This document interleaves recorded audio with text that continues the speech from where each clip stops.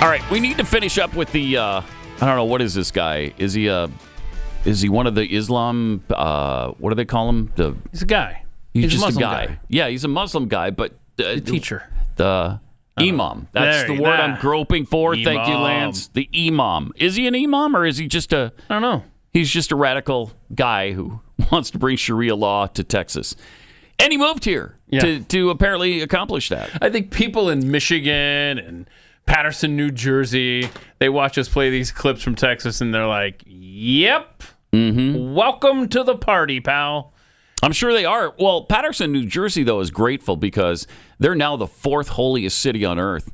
How's Dearborn feel about that? I don't know. They must be pissed because I would have thought that was third or fourth, but I guess not.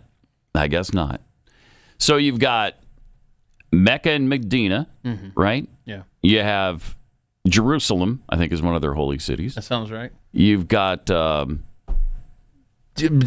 somebody else. And then you got Patterson, New Jersey. Maybe it's Dearborn. Maybe Dearborn. No? No. It's not. No, because Patterson was the holiest Muslim city in the whole America? States, yeah. Wow. Okay. So this guy's been rambling on and on about the Islamization of Texas. And it's interesting how those that defend this would say, look, they have every right to be in the United States of America. Right? And they do. And they do. And then the counter would be like, well, yeah, but we don't want them implementing Sharia law. Right. The dude is saying we're going to implement Sharia law. Yeah, so take them at their word. It's unconstitutional. It can't happen, and yet they're trying to make it happen here in Texas.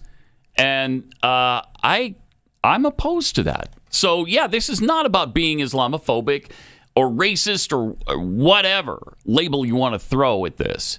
It's a problem because they're talking about Sharia law. They're also trying to exclude everybody else from these areas. And they're succeeding in that because they tell you up front that 75% of your mortgage or your rent, whatever it is you're paying, goes directly to their mosque. Well, Christians are probably not likely to move into that area under those circumstances. So that's how they're getting around that, and they're really proud of it. And they're hiring people with American-sounding names, Christian-sounding names, to fight their battles in court for them. So, I mean, they're really going the extra mile here to try to establish these areas and to establish Sharia law. So let's hear the rest of what this guy had to say. Those shopkeepers who sell the rings and stuff on the kiosks, when it's time for Salah, what do? Even to this day, they put a cloth over it and they go pray. Nobody's going to steal anything. Okay. Why? Because you will lose your hand over it. Oh, wow. And if you're in Medina, they don't have to take you very far because the Sharia court is right next to Masjid Nabawi. They don't have to take you very far. You will lose your hand. So the deterrent is there. The deterrent is there. And you know how many cases of recidivism? Anyone know what recidivism is? It means the person repeating the same crime. Do you know what the cases of recidivism, statistics of percentage of recidivism is for theft in a country where they will lose your hand for it? It's almost non-existent. Probably 0 point something. You don't even know. Because when you lose a hand, it really affects you. Let's look up the real stat on that. Because I only have 2 hands and 2 feet. And if you lose your hand, the next time you're going to lose a foot. Okay. And you will look very awkward missing 1 hand on one side and 1 foot on the other. And if any Muslim really were to say he's right about they that. Did not want to live under a Sharia, and I'm telling you, they're doing these things on purposes. They're sending out polls about whether you would like to live in a Sharia or not for a reason. What's the reason? I would rather you keep your mouth shut than say some of the things that I've heard being said. Because any Muslim who says they would not like to live under Sharia, they have just made a statement that exited them out of their entire religion. Oh. They left Islam. Their religion is gone. They have to renew their shahada if they did it knowingly. Because you're saying that you don't want the rule of Allah. This guy's really wish to live under the laws of Allah. You're not a Muslim. Okay. There you go. So, that's interesting. That's really fascinating. I mean, that's a pretty hardcore stance that if you don't agree with Sharia law, you don't want to live under Sharia law, but you do want to practice Islam. Sorry, you've left the religion. Oh, wow. Okay. Whew. Have you seen any statistic on recidivism in Saudi Arabia? Detailed recidivism statistics for theft in Saudi Arabia are not readily available. It is generally understood that the kingdom has a low crime rate, and theft is a concern, including in crowded blah, blah, blah, but it isn't. And like he said, it's probably zero. So we're going to go with his good stat. Okay. There. Well, if it's probably zero, then fact-based stats. He's probably right. It's probably zero. Now, this says that the terrorist recidivism rate in Saudi Arabia is 3 to 4%. It says Saudi Arabia has the best terrorist rehabilitation program in the world. So if you haven't blown yourself up, we can fix you. Oh, nice. I guess. Oh, that's exciting. Kind of the thing. I guess it would be zero if you blow yourself up. That's You're the not thing. going to create any kind of terror issue again. I'm thinking. Really? I'm thinking. Where are you getting but that, I'm not though? good with numbers. No, We've you're established not. this in the past. Clearly you're not. So I'm probably not the best for numbers-themed stories. So again, the only reason it's a problem is because they're trying to institute Sharia law.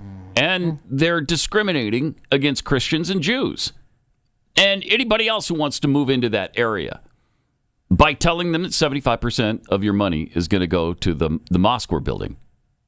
Wow. And by the way, these areas already exist. This is nothing new. As we talked about on Friday, there's a misunderstanding that this is a new thing. It isn't. There's at least 2 of these pretty big communities here in Irving where our studios are located.